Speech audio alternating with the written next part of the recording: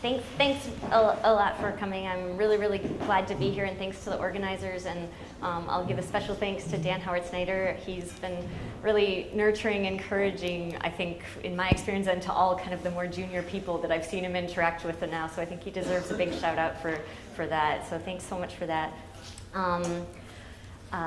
So I do have a handout, so it's not stapled, which is my fault. I was really late getting together, so hopefully everyone's got a handout. I'll begin. It's natural to assume that many of the qualities that make people good reasoners are also qualities that equip them to live good, satisfying lives. We all want our children to be intelligent, keen, creative, and quick, both because these are excellences and also because we think this will be good for them. So in my current broader research project, I argue that being epistemically virtuous is very important, both instrumentally and more than merely instrumentally, both for being a good person and also for realizing well-being. And here in this paper, I'll focus on that latter connection, the connection between epistemic virtue and well-being. And more specifically, I'll explain just one way that epistemic virtue, and specifically intellectual humility, is important for well-being. I'll argue that there are expressions of epistemic virtue that are at the same time token realizations of certain basic goods. Goods that most of us would agree are at least instrumental to, or maybe even partly constitutive of, well-being. So for example, friendship, which is what I'll talk about now, also things like aesthetic engagement, pursuit of meaningful projects, self-respect. So a rough initial way of putting my point, which is on your handout, is to say that intellectual humility is necessary for friendship.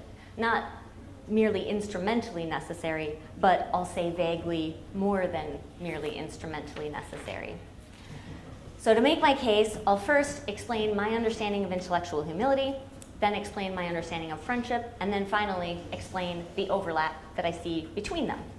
And I think the point that I'm making is rather a simple one, but it does require being clear up front about the way that I'm thinking about these things, about virtue, about friendship, and the relation between them.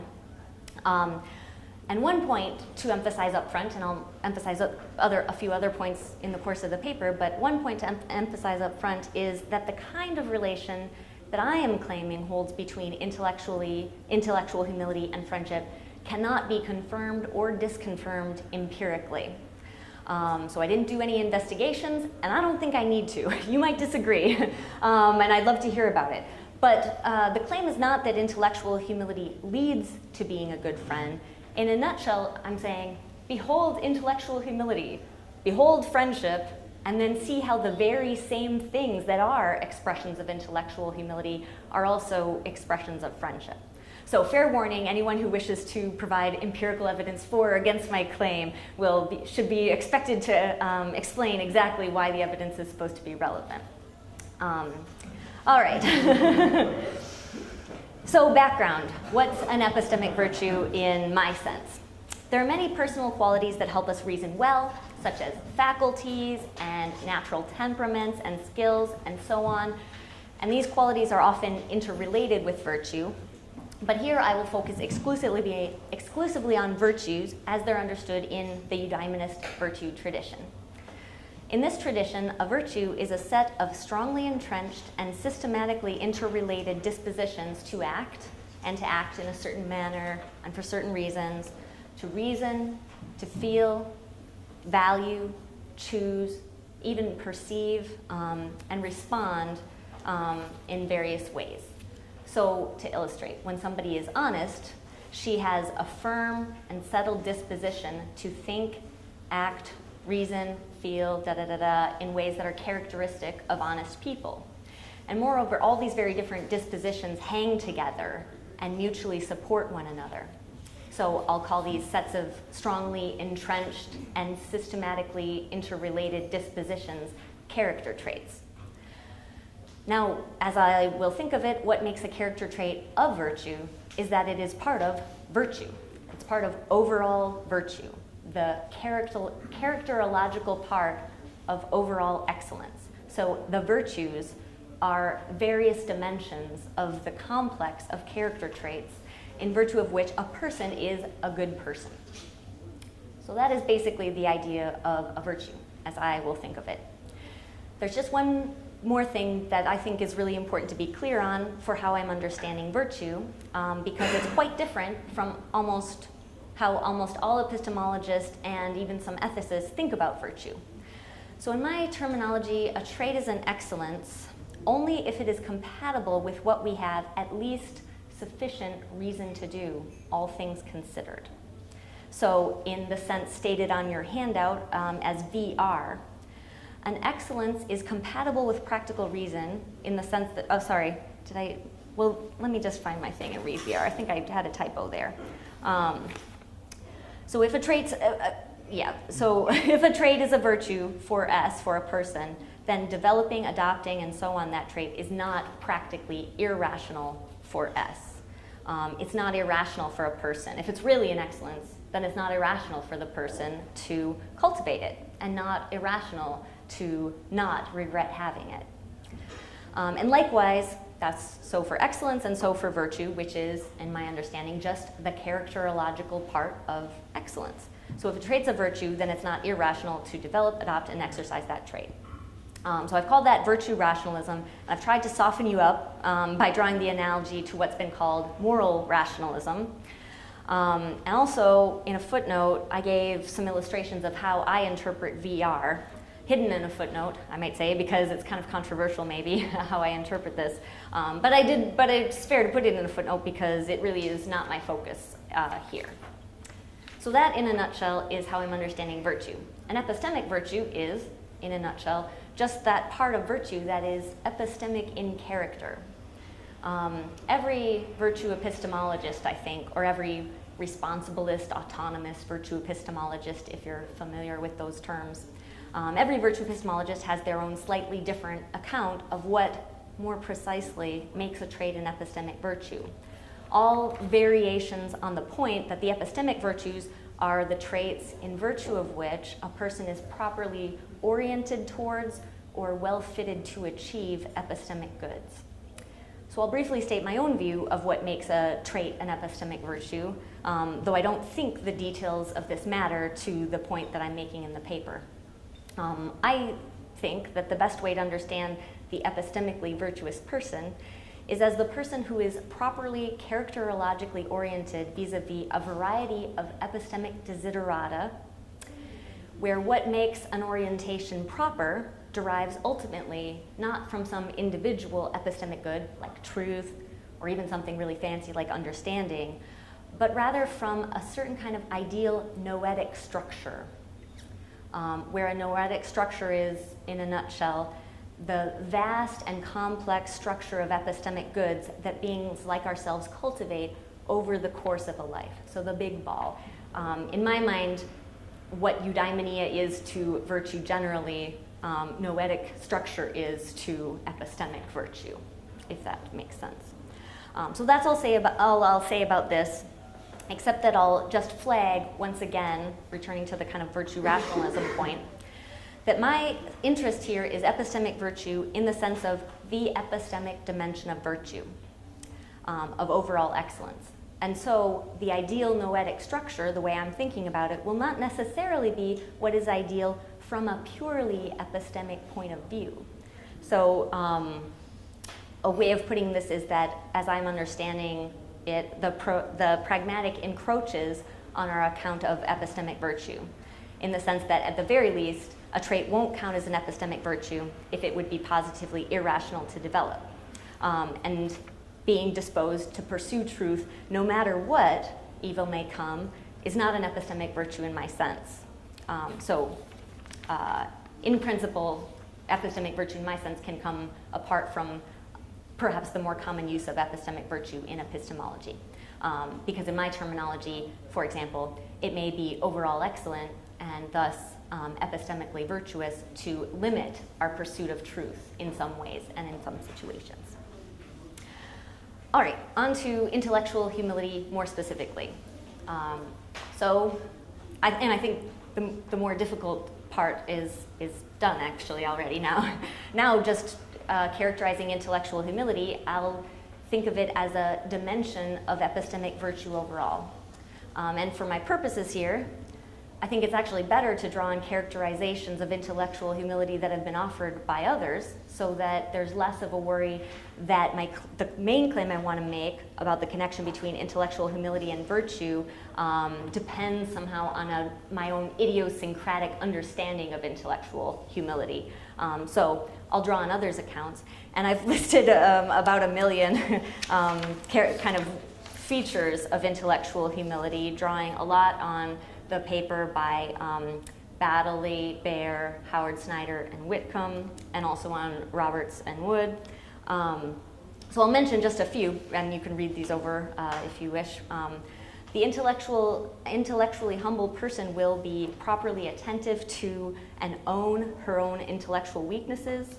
She will readily admit her intellectual limitations to herself and to others. She'll be open to considering alternative ideas, to listening to the views of others, and trying to understand those people that she disagrees with. She'll seek help from other sources about intellectual matters and acknowledge her dependence on others and accept help from them. And she will not pretend to know things that she doesn't know. She won't confidently answer questions she doesn't know the answer to. She won't blame others for her own intellectual shortcomings. She won't pretend to know something when she doesn't, or confidently answer questions, I think I mentioned that one, that she doesn't know the answers to. And she won't exaggerate the interests of her own intellectual strengths, or her own intellectual interests and pursuits, or advance her own epistemic interests to the exclusion of or detriment to others, or be excessively concerned with leaving her mark. This is what Robertson Wood called the vice of domination. So this is just a sketch of how I understand intellectual humility. I'll just flag 2 things before turning to friendship. First, I think that one way of thinking of all these various things that I listed are as indicators of intellectual humility rather than expressions of intellectual humility. I think that the way that I would understand them is suitably, when the examples are suitably fleshed out, any one of those could be an expression, not only an indicator of, but an expression of intellectual humility, but that will depend more on the person who's expressing the trait in that situation.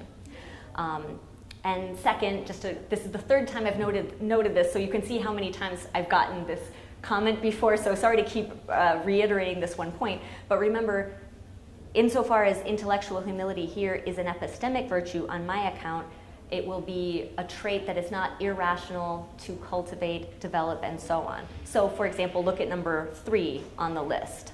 The intellectually humble person will readily admit one's intellectual limitations to oneself and others. Well, more needs to be said about exactly when those admissions are appropriate. It's not, I propose, an expression of intellectual humility to list all of your intellectual limitations on your CV. That's not properly intellectually humble.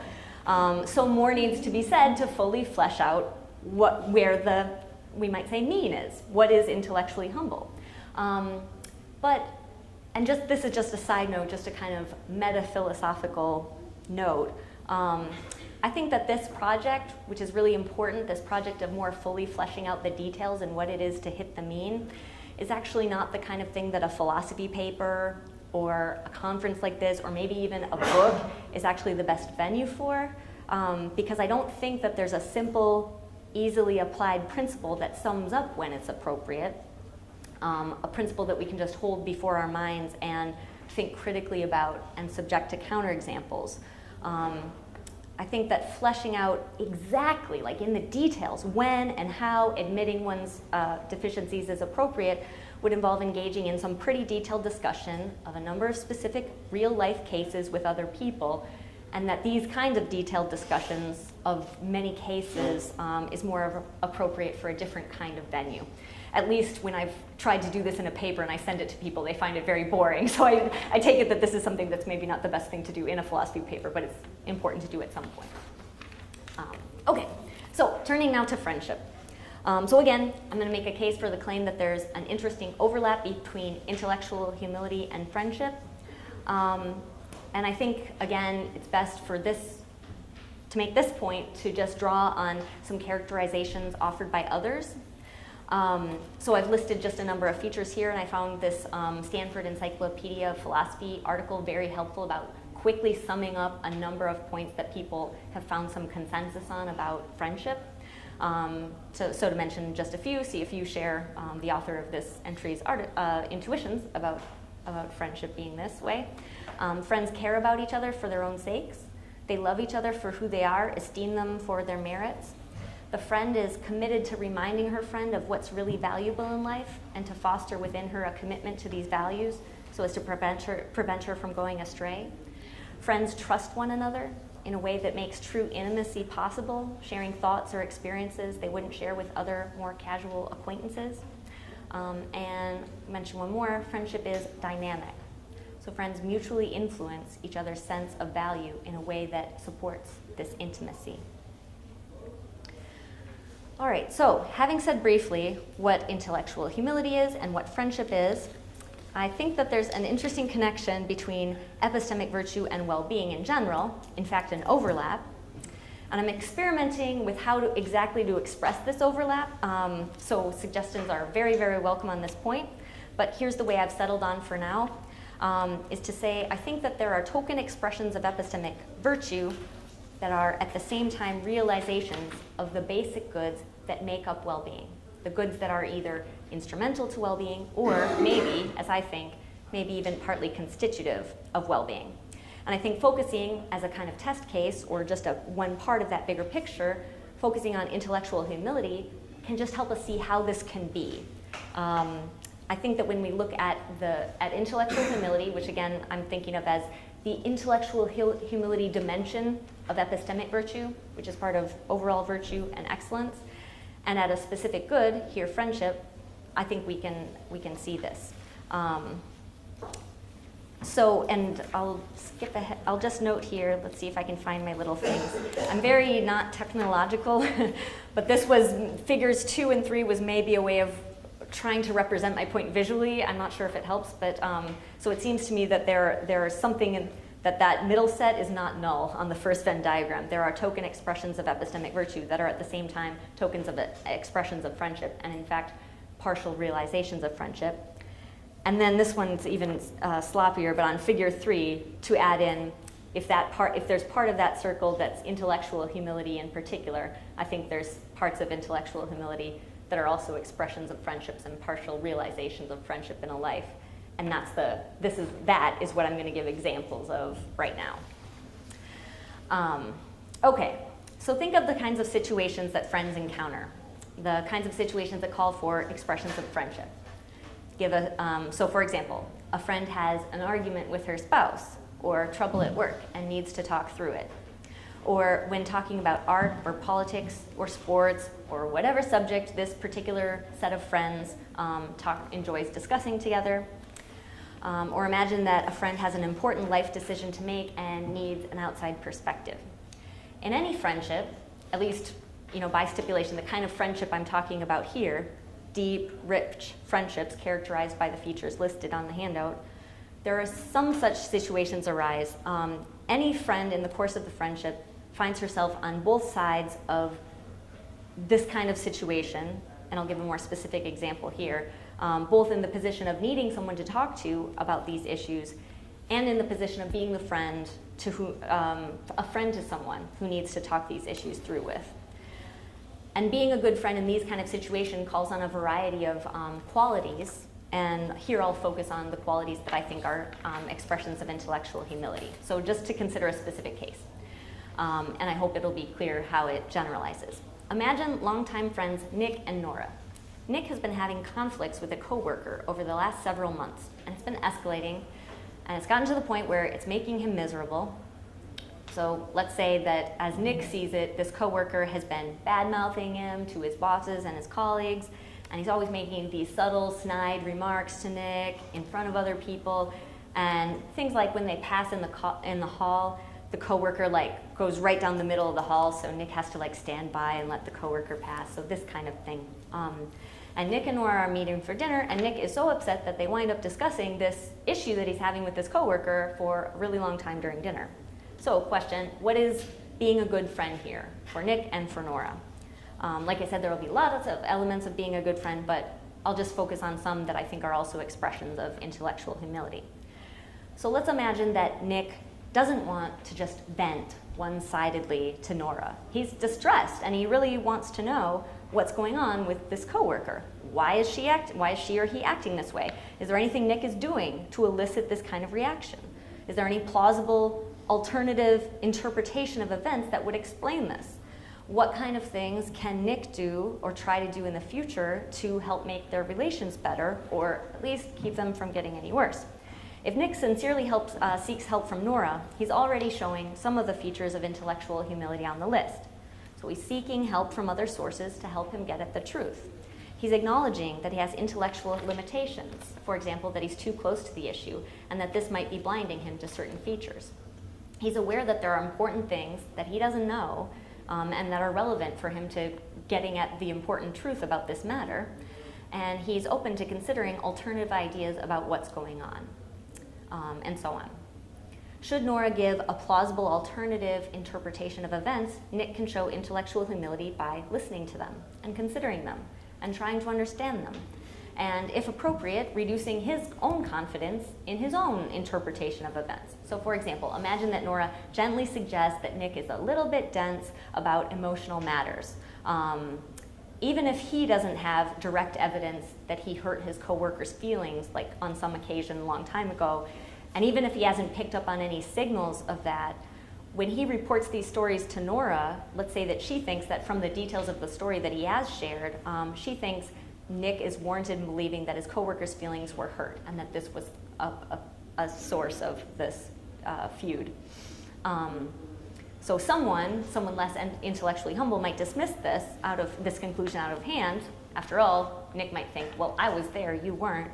But imagine that Nick really does recognize a weakness in this area, and recognizing this, as well as Nora's relative strength in this area, defers to her judgment. So these all seem like expressions of intellectual humility, also that where the trait that I'm sketching meets the VR, the rationality requirement. So it's not irrational for Nick to develop this kind of trait. This seems proper that this would be an expression of this trait, unless he obsesses about this issue or something. But so on the negative side, we can also imagine how a lack of intellectual humility can cut Nick and Nora off from the good of friendship. So to continue with the present example, imagine that Nick becomes defensive when Nora suggests some features of the situation that she thinks he didn't pick up on. Imagine that in response to her suggestion, he focuses less on whether she's right and more on the point that he couldn't have been expected to pick up on these features. He's not blameworthy for missing them. Or imagine that he's so enamored of his high SAT scores, he got higher scores than Nora after all, that he doesn't take Nora's suggestions very seriously. Or imagine that maybe he entered into the conversation sincerely, but his desire to look good in front of Nora, to be well regarded by her, and to maintain his own positive self-image leads him to kind of tweak the facts. And he starts telling the story in a way that his coworker's behavior seems more and more inexplicable and opaque, so that eventually Nora can't really give him any help figuring out what the situation is, but can only agree, oh yeah, this person must be crazy. They're obviously just crazy. And we can look at Nora and pick on Nora a little bit too. Imagine that when giving this advice, she's prone to confidently assert interpretations of events that are really unjustified. Imagine that she's overly conscious of her own intellectual strengths and Nick's intellectual weaknesses, which leads her to be arrogant about her own conclusions about the events that Nick describes. Or imagine that she's dominating in such a way that she tries to impose her take on events on Nick, and doesn't really rest or give up until she's gotten him to kind of admit that things are the way that she sees them. So the lens has gotten really small and narrow and focused. This has just been one kind of tiny example to illustrate how part of being a good friend is expressing intellectual humility. And again, just to return to the point I mentioned before about empirical studies, the way I interpret what I've just pointed out is not that intellectual humility is like a necessary precondition of being a good friend, or that it will lead one to develop qualities that will make one a good friend down the line, though maybe that's also the case. That would be cool. But the idea here is just that being a good friend is, in part, expressing intellectual humility. And so my proposal is that although we've only just seen one example, I think that the point probably generalizes to other examples as well. And in fact, that if Nick and Nora don't have some such opportunity for exchange, not this, but about something, an exchange that involves this kind of give and take and this kind of intellectual humility, then it's hard to see how they could actually be friends in the kind of deep, rich sense of friendship that I described and gave many bullet points of.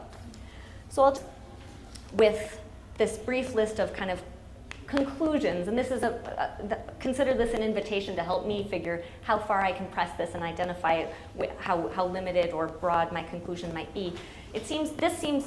This and consideration on situations like this seems to me to suggest a number of conclusions about intellectual humility and friendship. So roughly, they go from one, which is the kind of more modest conclusion, all the way to broader conclusions that involve importing some other assumptions. So most modestly, I think it suggests that there are token expressions of intellectual humility that are at the same time expressions of friendship. And so in these cases, exercising intellectual humility is partly realizing the good of friendship in one's life. So that's kind of cool.